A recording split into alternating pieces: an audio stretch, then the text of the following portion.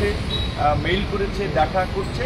পাশাপাশি যেহেতু এই আন্দোলনের আমরা একটা ছাত্র সমাজ তথা আন্দোলনের একটা প্রতিনিধিত্বশীল সংগঠন হিসেবে, নেতা হিসেবে আমাদের কাছেও তারা বলেছে যে বাংলাদেশের নতুন জেনারেশনের সাথে তারা নতুনভাবে সম্পর্ককে এগিয়ে নিতে চায় এবং সেই সম্পর্ক অবশ্যই দ্বিপাক্ষিক স্বার্থ সংশ্লিষ্ট বিষয়ের ভিত্তিতে। সেখানে সবাইকেই সবার প্রতি একটা মিউচুয়াল রেসপেক্ট থাকতে হবে এবং তারা যেভাবে অন্যান্য দেশে ব্যবসা করছে বাংলাদেশের সাথেও সেইভাবে ব্যবসা করতে চায়। যদিও এর আগের সরকার তারা যে একটা কর্তৃত্ববাদী শাসন এখানে বজায় রেখেছিল, যার ফলে তাদের সাথে যাদের স্বার্থ সংশ্লিষ্ট বিষয় ছিল, ক্ষমতার দেনাপনার বিষয় ছিল, তাদের সাথে তারা বিজনেস করেছে। যেই কারণে আগের সরকারের সাথে হয়তো তারা স্মুথলি কাজ করতে পারে। আমরা মনে করি যে বর্তমান সরকারের যেটা নীতি, যে বাংলাদেশের স্বার্থকে আগে প্রাধান্য দেওয়া এবং গণ অধিকার পরিষদেরও যে মূল নীতিতে আছে যে ন্যাশনাল ইন্টারেস্ট ফার্স্ট, জাতীয় স্বার্থ আগে, সেই জায়গা থেকে আমরা মনে করি যে বাংলাদেশের স্বার্থ বজায় রেখে যে কোনো দেশের সাথে বাংলাদেশের সম্পর্ক উন্নয়ন করা উচিত এবং কাজে এগিয়ে যাওয়া উচিত। বিশেষ করে বাংলাদেশের এই যে গণ অভ্যুত্থান পরিস্থিতি, এটা ইরানেও যেটা বলে 41 বছর আগে হয়েছিল, কাজেই তাদেরও অনেক অভিজ্ঞতা আছে। সেই সমস্ত অভিজ্ঞতা আমরা শুনেছি এবং সেটা বাস্তবসম্মতই মনে হয়েছে। সেই সময় তাদের এই বিপ্লবের পরে কিন্তু তাদেরকে নানান ধরনের একটা প্রতিকূল পরিস্থিতি ফেস করতে হয়েছে, নানান ধরনের ষড়যন্ত্র মোকাবেলা করতে হয়েছে, যেটি এখন আমাদেরকে মোকাবেলা করতে হচ্ছে। আমাদের গার্মেন্টস সেক্টরকে ধ্বংস করার জন্য অনেক আগে থেকেই আপনারা জানেন আমাদের বিশেষ করে ভারত আন্তর্জাতিক মহলে আমাদের গার্মেন্টস প্রোডাক্ট নিয়ে প্রোপাগান্ডা ছড়িয়েছে। গার্মেন্টস সেক্টরকে অস্থিতিশীল করার জন্য তাদের এজেন্টদের দ্বারা বিভিন্ন সময় আন্দোলন সংগ্রাম জ্বালাও পোড়াও করিয়ে এটি আন্তর্জাতিক অঙ্গনে প্রচার করেছে যে বাংলাদেশ অস্থিতিশীল, রাজনৈতিক সিচুয়েশন সঠিক নেই এবং বিভিন্ন ক্ষেত্রে এখানে দেখবেন যে গার্মেন্টস সহ এই বিভিন্ন কর্পোরেট প্রতিষ্ঠানগুলোর সিইও থেকে শুরু করে বিভিন্ন উচ্চ পদে ইন্ডিয়ানরা, এই পদগুলোতে বাংলাদেশিরাই যথেষ্ট। কাজেই এই ক্ষেত্রে বাংলাদেশের গার্মেন্টস শিল্পকে বিকশিত করতে হলে এই ইন্ডিয়ান এজেন্টদেরকে আমি মনে করি এখান থেকে তাড়াতে হবে, কারণ না হলে তারা বাংলাদেশের গার্মেন্টস সেক্টরকে উঠতে দিবে না। এই যে ছাত্র জনতার অভ্যুত্থান পরবর্তী এই যে গার্মেন্টস সেক্টরে এখন নতুন করে অস্থিরতা দেখতে পাচ্ছি, দুই একটা আপনার ফ্যাক্টরিতে বেতনের সমস্যা হচ্ছে, সেটি নিয়ে তো ঢালাওভাবে সব ফ্যাক্টরিতে ভাঙচুর চালানো এটা কোনোভাবেই বরদাস্ত করা যায় না। এবং এখন যেহেতু ব্যাংকিং সেক্টরের কিছু নিয়ম নীতির কারণে সম্ভবত 2 লাখ টাকার বেশি উত্তোলন করা যায় না এবং অনেক ক্ষেত্রে আরও কিছু জটিলতা আছে, সেই ক্ষেত্রে মিল ফ্যাক্টরিতে বেতনের জন্য দু একটি জায়গায় সমস্যা হতে পারে, সেটি আলাপ আলোচনার মধ্যে দিয়ে সমাধান হবে। আমরা পরিষ্কারভাবেই বলেছি এখন যারা আন্দোলন করছে এগুলো উদ্দেশ্য প্রণোদিতভাবে সরকারকে বেকায়দায় ফেলতে, একটা নৈরাজ্য তৈরি করতে আন্দোলন করছে। কাজে এই সমস্ত আন্দোলন কোনোভাবেই সমর্থনযোগ্য নয়। এগুলো মূলত আওয়ামীপন্থী শ্রমিক সংগঠনের নেতারা, আওয়ামীপন্থী মালিকরা এগুলো করাচ্ছে। যেমনিভাবে প্রশাসনের মধ্যে একটা অস্থিরতা তৈরির চেষ্টা তারা বারবার চালিয়েছে। 15 আগস্ট কেন্দ্রিক আপনারা দেখেছেন প্রতি বিপ্লব করার চেষ্টা করেছে, সচিবালয়ের সামনে আনসারদের নিয়ে চেষ্টা করেছে, কোনো জায়গায় তারা সফল হয়নি। কাজে এই যে ইরানেরও যে এই সমস্ত ঘটনার মধ্যে দিয়ে তাদের যেটা অভিজ্ঞতা এক্সপিরিয়েন্স, সেই সমস্ত বিষয়ে শেয়ার করেছে, যেগুলো আমরা আপনাদের এখানে বলার সেগুলো তো বললাম। বাকিতে আমরা অবশ্যই সরকারের সাথেও আলোচনা করে আমরা এই পরবর্তী কিভাবে যে কোনো ধরনের বিশৃঙ্খলা নৈরাজ্য এড়ানো যায় এবং সবচেয়ে যে জিনিসটি বড় কথা, এটা ঠিক যে এই রকমের একটা পরিস্থিতিতে যদি আমরা জাতীয় ঐক্য ও সংহতির সৃষ্টি না করতে পারি তাহলে আমাদের এই বিপ্লব টেকসই হবে না, এই অভ্যুত্থানের সুফল মানুষের কাছে পৌঁছাবে না। সেই জন্য দলমত নির্বিশেষে আমরা সকলের মধ্যে জাতীয় ঐক্য সংহতি সৃষ্টি করার জন্য আহ্বান জানাবো। একটা সম্প্রীতি সহনশীলতার সমাজ বিনির্মাণে ইতিবাচকভাবে কাজ করার জন্য সবাইকে আহ্বান জানাবো। এখন এই ক্ষমতায় যাওয়ার জন্য প্রতিযোগিতা, পেশি শক্তি দেখানোর জন্য রাজপথে শোডাউন কিংবা একদল আরেক দলের বিরুদ্ধে লেগে যাওয়া, এইটা অশনি সংকেত। গত 5ই আগস্টের আগেও যে সমস্ত রাজনৈতিক দলগুলো একসাথে যুগপৎ আন্দোলন করেছিল, ঐক্যবদ্ধ আন্দোলন করেছিল, আজকে দেখা যাচ্ছে সেই সমস্ত দলের কোনো দলের নেতাকর্মীরা, এক দলের নেতাকর্মীরা আরেক দলের নেতাদের উপরে হামলা করছে, এক দলের নেতাকর্মীরা আরেক দলের নেতাকর্মীদেরকে মামলার আসামি করছে, ওপেনলি সোশ্যাল মিডিয়া থেকে শুরু করে নিজেদের বিরুদ্ধে লেখালেখি সমালোচনা করছে। এইটা কিন্তু আমাদের প্রতিপক্ষ বা পরাজিত স্বৈরাচার তাদেরকে সুযোগ দেবে। সহজ কথা, যেটা আমরা যারা আন্দোলন করেছিলাম দীর্ঘদিন ধরে তাদের আগেই ঘোষণা আছে যে আমরা জাতীয় সরকার করব। কাজেই এই অন্তর্বর্তীকালীন সরকার যে সংস্কার করতে চায় মৌলিক কিছু সংস্কার সংক্ষিপ্ত সময়ে, কারণ তারা তো আর সবকিছু সংস্কার করতে পারবে না, তারা হয়তো বিচার বিভাগের কিছু সংস্কার করতে পারবে, প্রশাসনকে একটু ঢেলে সাজাতে পারবে, একটা নির্বাচন কমিশনকে গঠন করতে পারবে। এই রকমের মৌলিক কিছু কাজ দ্রুত সময়ের মধ্যে হওয়ার পরেই তো আমাদেরকে একটা নির্বাচনের দিকে যেতে হবে। এখন বিএনপি যদি আলাদা নির্বাচন করে, জামাত যদি আলাদা নির্বাচন করে, গণ অধিকার পরিষদ যদি আলাদা আলাদাভাবে নির্বাচন করে, তাহলে তো দেখা যাবে আওয়ামী লীগ এখানে একটা অ্যাডভান্টেজ নেবে। সেই ক্ষেত্রে কি পরিস্থিতি হবে সেটা আপনারা কিন্তু অনুমান করতে পারেন। কাজেই যারা দীর্ঘ 1.5 দশক ধরে লড়াই সংগ্রাম করেছেন তাদেরকে অত্যন্ত আন্তরিক, সহনশীল হতে হবে এবং নিজেদের মধ্যে সম্পর্ক উন্নয়নের মধ্যে দিয়ে আগামীতে আমাদের যে ঘোষণা জাতীয় সংহতি, জাতীয় ঐক্যের সরকার, সেই সরকারের জন্য আমাদেরকে কাজ করতে হবে। এবং আমরা ইতিমধ্যে একটা আহ্বান জানিয়েছিলাম যে বর্তমান পরিস্থিতিতে আমরা দেখতে পাচ্ছি সরকার পুরোপুরি কার্যকর এখন পর্যন্ত হয়নি। সেটা সবচেয়ে বড় এক্সাম্পল আইন শৃঙ্খলা পরিস্থিতি স্বাভাবিক না হওয়া, বিভিন্ন সেক্টরের অস্থিরতা। কাজেই আমরা কিন্তু বারবার আহ্বান জানাচ্ছি যে এই সরকার যদি ব্যর্থ হয় এই জাতির উপরে বড় ধরনের বিপর্যয় নেমে আসবে। সেটা আওয়ামী লীগ সরকার যতটা না ক্ষতি করেছে, যেই আপনার ডিজাস্টারাস হয়েছে, তার চেয়ে বড় ধরনের কিন্তু বিপর্যয় নেমে আসবে যদি এই সরকার ব্যর্থ হয়। কাজেই এই সরকারকে সফল করতে আমাদের কাজ করতে হবে। এখন এই সরকারকেও আবার জনগণের কথা শুনতে হবে, রাজনৈতিক দলের কথা শুনতে হবে, বিকজ রাজনৈতিক দলে আলটিমেটলি রাষ্ট্র চালায়, তারাই সমাজ এবং রাষ্ট্রের বিভিন্ন অংশের প্রতিনিধিত্ব করে। কাজে সেই ক্ষেত্রে আমরা বলেছিলাম যে সরকারের এই সংখ্যা, উপদেষ্টাদের সংখ্যা কিংবা কাঠামোর পরিসর বাড়িয়ে এইটাকেও একটা জাতীয় সরকারের রূপ দেওয়া, তাহলে কেউ বলতে পারবে না এইখানে কোনো 2-1 ব্যক্তির পছন্দ মতো একটা গভর্নমেন্ট ফর্ম হয়েছে, কিংবা অনেকে ধরেন যে একটু সমালোচনা করে 2-1 জনে বলে যে এটা একটা এনজিও টাইপ সরকার হয়ে গেছে, কিংবা নানানভাবে বলে এটা একটা দুর্বল সরকার হয়ে গেছে, যে যাদের এই ভঙ্গুর অর্থনীতি এবং অস্থির রাজনীতিতে রাষ্ট্র পরিচালনা খুব ডিফিকাল্ট হবে। সেই জন্য আমরা আহ্বান জানাবো যে অন্তত এটাকে দ্রুত সময়ের মধ্যে সমাজের আরও কিছু অভিজ্ঞ রাজনীতিবিদ বা সাধারণ মানুষকে নিয়ে একটা জাতীয় সরকারের রূপ দেওয়া। অবশ্যই যারা এই সরকারে থাকবে, এখন কাজ করছে, তারা আগামীতে কোনো রাজনৈতিক দলের সাথে সংশ্লিষ্ট হতে পারবে না, রাজনীতি করতে পারবে না, সেই কমিটমেন্টও নিতে হবে। কারণ যদি রাজনৈতিক দলের সাথে সংশ্লিষ্টতা থাকে তাহলে রাজনৈতিক দলের প্রতি তাদের আপনার একটা আপনার থাকবে, যুগ থাকবে, তাদের প্রভাব থাকবে। সেই ক্ষেত্রে অবশ্যই যারা এই ইন্টারিম গভর্নমেন্ট কিংবা পরবর্তী এই যে জাতীয় সরকার ফরম্যাটে যারা আসবে, তারা পরবর্তীতে কোনো রাজনৈতিক দলের সাথে যুক্ত হতে পারবে না, এই কমিটমেন্টের পরেই তাদেরকে নিতে হবে। Thank you. একটা প্রশ্ন ছিল, একটু অন্য বিষয় যে ভিসা নিষেধাজ্ঞা দেওয়া হয়েছে আপনাদের নামে ভারতের, পাশাপাশি এই বিষয় নিয়ে কথা বলছেন। আরেকটা বিষয় হচ্ছে এই আন্দোলনে আমাদের মধ্যপ্রাচ্যের দেশে 57 জন বাংলাদেশি ইতিমধ্যে মুক্তি পেয়েছে, আমরা খবর পেয়েছি। তাদের বিষয়ে একটা দাবি উঠেছে জনগণের থেকে যে তাদেরকে দেশে ফেরত না পাঠিয়ে ওই দেশে আবার তাদের আগের কাজে ফেরানোর জন্য এই সরকার কাজ করতে পারে কিনা, এবং যারা আন্দোলন করছে তাদের আপনার কোনো সম্বর্ধনা।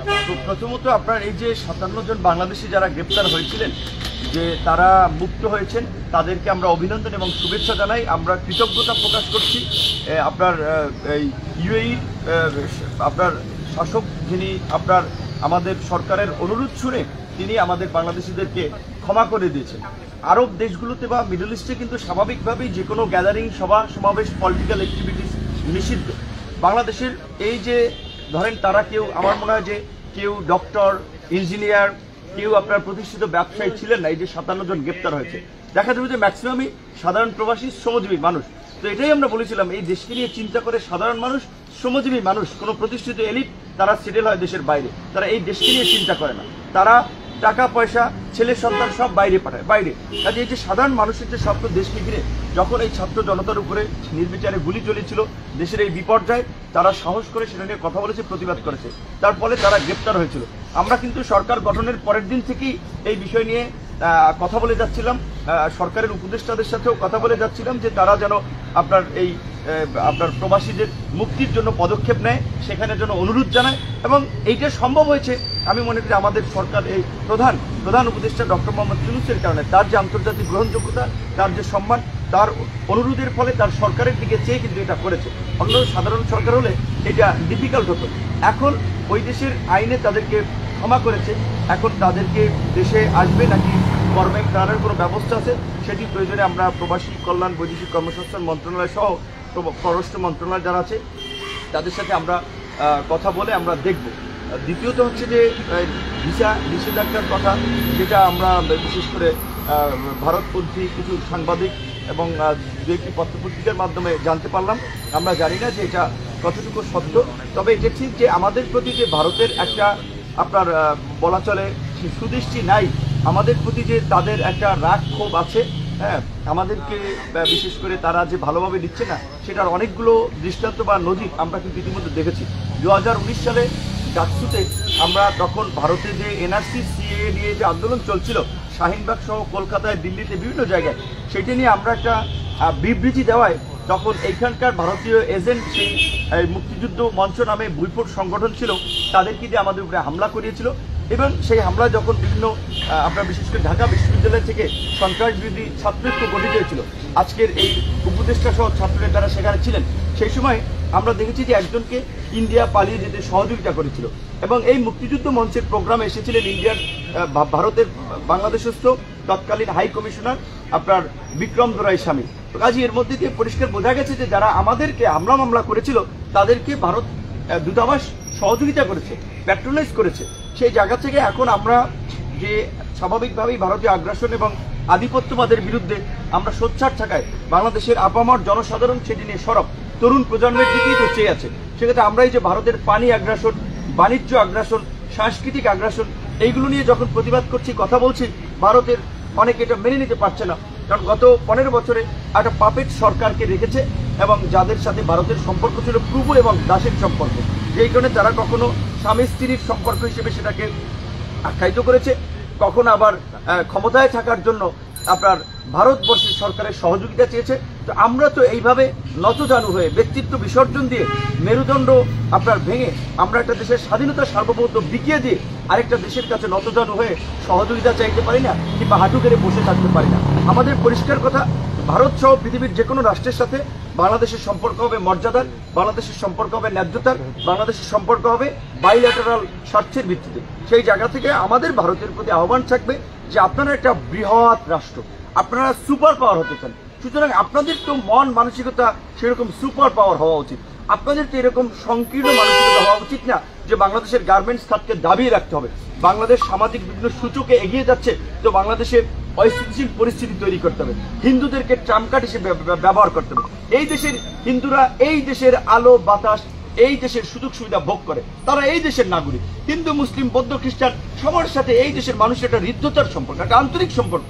সেখানে ভারতের তো আলগা পীড়িতের কিছু নাই। কিছুদিন আগে যে নরেন্দ্র মোদী টুইটার থেকে যে পোস্ট করা হলো যে তিনি বাইডেনের সাথে কথা বলেছেন বাংলাদেশের মাইনরিটিদের বিষয় নিয়ে, বিশেষ করে হিন্দুদের বিষয় নিয়ে, তুমি কে ভাই বাংলাদেশের মাইনরিটিদের নিয়ে কথা বলার? বাংলাদেশের মাইনরিটি বলতে কোনো শব্দ নাই। বাংলাদেশের জনগণ যারা বাংলাদেশে থাকে তাদের বিষয়ে দেখবে এই দেশের সরকার, তাদের বিষয়ে দেখবে এই দেশের জনগণ। বরঞ্চ তোমরা এই মাইনরিটি বা অন্যান্য সেক্টরে যে কিছু এজেন্ট তৈরি করে বাংলাদেশকে যে অস্থিতিশীল সৃষ্টি করার একটা প্রয়াস দীর্ঘদিন ধরে চালিয়ে যাচ্ছ।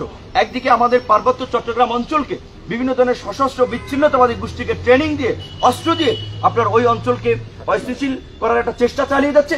আরেকদিকে আবার দেখছেন শেখ হাসিনারকে ওই শান্তি চুক্তির নামে কিন্তু একটা নাটক মঞ্চস্থ করেছিল, সেটাও কিন্তু ভারতের মধ্যস্থতায়। আমাদের পরিষ্কার কথা, যেটা ডক্টর মোহাম্মদ ইউনূস তার প্রথম আপনার সাক্ষাৎকারে এনডিটিভিতে বলেছিল যে বাংলাদেশ যদি পার্বত্য চট্টগ্রাম যদি অস্থিতিশীল হয়, 7 সিস্টার্স থেকে শুরু করে এদিকে মিয়ানমার কোনো অঞ্চল স্থিতিশীল থাকবে না। তোমরা যদি আমাদের দিকে ইট মারো, পাটকেলটিও তোমাদেরকে খেতে হবে। পরিষ্কার কথা, আমরা একটা সুসম্পর্ক চাই ভারতের সাথে, নেইবার হিসেবে একটা নেইবার আচরণ চাই এবং সেই আচরণ হতে হবে সম্মানজনকভাবে, সেই দৃষ্টিভঙ্গি থাকতে হবে, জনগণের ন্যায্যতার চাওয়া পাওয়া থাকতে হবে, স্বার্থ সংশ্লিষ্ট বিষয় থাকতে হবে। সেটি যদি ভারত চায় আমরা সম্পর্ককে এগিয়ে নেব এবং তার দৃষ্টান্ত ভারতকে দেখাতে হবে। আমি মনে করি এই যে নতুন সরকার গঠিত হয়েছে, এখন এই সরকারের প্রতিনিধিদের সাথে ভারতের প্রতিনিধিরা এসে ভিজিট করা দরকার, বিকজ এটা একটা বিপ্লবী সরকার, একটা আপনার গণঅভ্যুত্থানের মধ্যে দিয়ে এই সরকার গঠিত হয়েছে। কাজেই ভারতের পক্ষ থেকে যেই অ্যাপ্রোচ, পজিটিভ অ্যাপ্রোচ এখন পর্যন্ত কিন্তু আমরা সেটি দেখতে পাইনি, বরং তো দেখেছি শাহবাগে এই কিছু লোকজনকে নামিয়ে দিয়েছে, ভারতীয় মিডিয়াগুলোতে এখানে হিন্দুদের উপরে হামলা হচ্ছে এই ধরনের অপপ্রচার প্রপাগান্ডা চালিয়েছে। ইভেন ভারতের মিডিয়াগুলো এখনো নানানভাবে বিতর্কিত করে যাচ্ছে। এবং আপনি যেটা বলছেন আমাদের এই ছাত্রনেতা যারা আলোচিত ছাত্রনেতা, ইয়েস, এখানে আমাদের যে আক্তার ডাকসু সমাজসেবা সম্পাদক ছিল, আপনারা জানেন যে এই ভারতীয় আগ্রাসনের বিরুদ্ধে আবরার ফাহাদ বুয়েটের ছাত্রদের পানি আগ্রাসন নিয়ে লিখেছিল, সেটি নিয়ে প্রতিবাদ করেছেন, কথা বলেছেন। সে সহ আমাদের নামগুলো অন্তর্ভুক্ত করেছে। এটা হতে পারে, কারণ আমার সাথে ছবি থাকার কারণে বা চলচ্চিত্র অভিনেত্রী বাঁধন যদি ভিসা না পায় তাহলে তো আমাদেরকে নিষেধাজ্ঞা দেওয়াটা অস্বাভাবিক কিছু না। আর আমাদেরও পরিষ্কার কথা যে ভারত যদি নিষেধাজ্ঞা দেয় আমাদেরও এত ঠেকা পড়ে নাই যে ভারত গিয়ে পীড়িত করার কাজে। পীড়িত করার বহুত রাষ্ট্র আছে, বহুত দেশ আছে। তবে রাষ্ট্র হিসেবে, রাজনৈতিক দল হিসেবে আমরা চাই যে সব দেশের সাথে আমাদের সুসম্পর্ক থাকুক, সব দেশের সাথে বাংলাদেশের সম্পর্ক এগিয়ে যাক। এবং বিশেষ করে একটা বিষয় এটা বলতেই হবে যে ভারতের জনগণের যদি দেখেন, শাসকদের দৃষ্টিভঙ্গি বাংলাদেশের প্রতি এক ধরনের, জনগণের দৃষ্টিভঙ্গি অন্যরকম। বাংলাদেশের এবং ভারতের জনগণ, বিশেষ করে পশ্চিমবঙ্গ, আসাম, ত্রিপুরা সহ এই অঞ্চলের মানুষের আপনার আর্থ, সামাজিক, সাংস্কৃতিক জীবনযাত্রার যে মিল সেটা কিন্তু অসাধারণ। এবং এই যে বাংলাদেশে যখন ছাত্র আন্দোলনে এই যে গুলি চলেছে, হামলা চলেছে, পশ্চিমবঙ্গের যে মুখ্যমন্ত্রী মমতা বন্দ্যোপাধ্যায় পরিষ্কার বলেছে যে আমাদের বাংলাদেশি ভাই বোনেরা যদি নিরাপত্তাহীনতায় সীমান্তে এসে ঠকঠক করে আমাদের দরজা তাদের জন্য খোলা আছে। যেই কারণে কিন্তু মমতা বন্দ্যোপাধ্যায়কে নাস্তানাবুদ করার জন্য আবার দেখেছেন ওইখানে একটা আন্দোলন দাঁড় করিয়ে দিয়েছে। তো সেই ক্ষেত্রে এই যে সরকারের, ভারতের ক্ষমতাসীন সরকারের যে নীতি, সেটা আসলে আমি মনে করি বন্ধুসুলভ নীতি নয়। সেই জায়গা থেকে আমরা তাদেরকে বন্ধুসুলভ নীতি গ্রহণের মাধ্যমে বাংলাদেশের মানুষের সেন্টিমেন্ট, পালস উপলব্ধি করার আহ্বান জানাবো। এবং বাংলাদেশের জনগণ এবং ভারতের জনগণ যেইভাবে আন্তরিকভাবে একে অপরের সাথে কানেক্টেড, আন্তরিকভাবে ফিল করে, সেই ধরনের একটা রাষ্ট্রীয় পলিসিও ভারতকে গ্রহণ করার আহ্বান জানাবো। ভারত বিশ্বের শক্তিশালী রাষ্ট্র হোক, সুপার পাওয়ার হোক, আমরা সেটা চাই। কিন্তু বাংলাদেশকে দাবিয়ে রেখে, বাংলাদেশের ক্ষতি করে বা বাংলাদেশকে একটা তারা নিয়ন্ত্রিত রাষ্ট্রে পরিণত করে সেইটা যদি তারা ভেবে থাকে সেটা কখনোই সফল হবে না। বর্তমান সরকারের যে সময়সীমা নিয়ে রাজনৈতিক দলের ভিতরে আমরা বিভক্ত দেখছি। এক গ্রুপ বলছে যে যত সময় দরকার সংস্কারের সময় নেন, এক গ্রুপ বলছে দ্রুত নির্বাচন। এবং জনগণের দিক থেকেও আমরা দেখতে পাচ্ছি তারা বলছে যে বর্তমান সময় যতটুকু মানে সরকার যতটুকু সময় দরকার সেটা নিয়ে তারা সংস্কার করবে। এই প্রেক্ষিতে আপনারা কি মত? আজকে আমরা যদি ওই বিদেশিদের মিটিংয়েও কিন্তু একই কথা বলে যে তোমরা এই সরকার কতদিন থাকবে। বিকজ একটা অনির্বাচিত সরকারের সাথে কিংবা একটা আনস্টেবল গভর্নমেন্টের সাথে কিন্তু ফরেন ইনভেস্টররা, বিদেশিরা আপনার কাজ করতে খুব একটা স্বাচ্ছন্দ্য বোধ করে না। যে এখন একটা এগ্রিমেন্ট, চুক্তি, একটা প্রজেক্ট এগিয়ে নিবে, আবার দেখা যায় 2 মাস পরে সরকার নাই, সেটা থেমে যাবে। কাজেই সবাই চাই কিন্তু একটা রাজনৈতিক বা নির্বাচিত সরকারের সাথেই কাজ করতে। সেই ক্ষেত্রে এই সরকার বেশি দিন থাকলে সেটা মানে এই মুহূর্তে দেশের যে ইকোনমিক ক্রাইসিস এবং অন্যান্য যে ক্রাইসিস, সেইটা বোধহয় ভালো হবে না। তো এখন এক একজন এক এক কথা বলছে 2 বছর, 3 বছর। এইটা তো ধরেন সম্পাদকদের সাথে মিটিং হয়েছে, সেখানে সম্পাদকরা বলেছে 2 বছর থাকতে, 2-3 বছর থাকতে পারে, এরকম বোধহয় একটা কথা বলেছে। এখন সম্পাদকদের কথা যদি আমরা ধরে নেই, এই সম্পাদকদের গত 15 বছরে যে ফ্যাসিবাদ বাংলাদেশে স্থায়ীভাবে আসন ঘিরে বসেছিল, জনগণের উপরে যে অত্যাচার, নির্যাতন, নিপীড়ন, মানবাধিকার লঙ্ঘন, গুম খুন চলেছে, সেইটি নিয়ে এই সম্পাদকরা কতটুকু প্রতিবাদ করেছে, তাদের সংবাদ মাধ্যম কতটুকু শক্ত ভূমিকা পালন করেছে। আমি বরাবরই বলছি, আমরা স্বাধীন সংবাদ মাধ্যমের পক্ষে, সাংবাদিকদের মুক্ত সাংবাদিকতার পক্ষে। এবং বিভিন্ন পত্র পত্রিকা অফিসে হামলা হচ্ছে, দখল হচ্ছে, এগুলো নিয়ে আমরা পরিষ্কারভাবে আমাদের অবস্থান ব্যক্ত করে যাচ্ছি। কিন্তু এই সম্পাদকদের মধ্যেও কিন্তু আমরা সুবিধাবাদী সম্পাদকদের দেখেছি, যারা শেষ পর্যন্ত সরকারের সাথে আতাত করে তারাও ওই আপনার জোয়ারে গা ভাসিয়েছেন। কাজেই সেই ক্ষেত্রে কোনো একটা কমিউনিটি, সেটা হোক ব্যবসায়ী কিংবা সম্পাদক কিংবা মুক্তমক, তারা বললে সেটাই যে হবে এটা না। এখানে মেইন স্টেক হোল্ডার হচ্ছে রাজনৈতিক সংগঠনগুলো, রাজনৈতিক নেতাকর্মীরা। কাজেই সেক্ষেত্রে রাজনৈতিক দলের মতামতের ভিত্তিতে আসলে এই টাইমটা নির্ধারণ করতে হবে। এখন ক্ষমতায় কে থাকবে না থাকবে নির্বাচন, তার চেয়ে বড় বিষয় হচ্ছে এই মুহূর্তে দেশের প্রয়োজনীয়তা রাখি। দেশে একটা স্থিতিশীল সরকার দরকার এবং এটা নির্বাচিত জনপ্রতিনিধিত্বশীল সরকার দরকার। সেই ক্ষেত্রে সরকার যত দেরি হবে তত আরও দেশের ক্ষতি হবে। সেই ক্ষেত্রে দ্রুত সময়ের মধ্যেই আপনার একটা নির্বাচন এবং আপনার একটা নির্বাচনের মাধ্যমে জনপ্রতিনিধিত্বশীল সরকার দরকার, নির্বাচিত সরকার দরকার। আমার মতে যে সেটা 6 মাস থেকে 1 বছর হতে পারে, সেটা 2-3 বছর এটা হলে তো আরও আর্থিকভাবে আমরা ক্ষতিগ্রস্ত হব। এবং আগে কেয়ারটেকার গভর্নমেন্টের মেয়াদ ছিল 3 মাস, 3 মাসে তারা নির্বাচন করেছে। এই গভর্নমেন্ট ধরেন সেটা 3 দুগুণে 6, আপনার আরও 3 গুণ করলে 9, আরও 4 গুণ করলে 12, 4 গুণ সময় হলে 5 গুণ সময় হলে, তারপরেও আমি মনে করি আরও যদি যৌক্তিক সময়টা প্রয়োজন হয় সেটা রাজনৈতিক দলগুলোর সাথে আলাপ আলোচনা করে সেই সময়টা দেওয়া যেতে পারে। তবে আমি মনে করি যে 6 মাস থেকে 1 বছরের মধ্যেই আমরা যে সংস্কারগুলো চাচ্ছি এবং নির্বাচনের একটা পরিবেশ তৈরি করতে সরকার পারবে।